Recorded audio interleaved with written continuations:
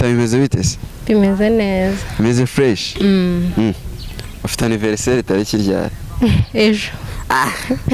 Nese cha kubaza. Nje mfite sheri wanje buri kwezi ambwira ko afite anniversaire. Bya bintu bivuga iki? Sheri wakubwira ko buri kwezi afite anniversaire. Ko ngera uyu munsi ajya mbwira ngo afite anniversaire sheri ugasanga wenda bimbwiye mu kwa gatanu mu kwa karindwi arongera arambwiye ngo afite anniversaire. Ese ubwo ibibabaje bikubwira iki? Jenda muzavuka buri munsi. Nyine iyo ibibabaje bumva bikubwira iki? Njewe nta kintu njya mubaza nge ndamwihorera. Uramwihorera? Ubwo nyine cyumvikana cyo. Sheri wawe ntago ujye mwitaho ngo umusohokane. Sheri ntago njya umusohokana kuri anniversaire. Ikibazo rero gikomeje kugorana. Umufungo ni danje.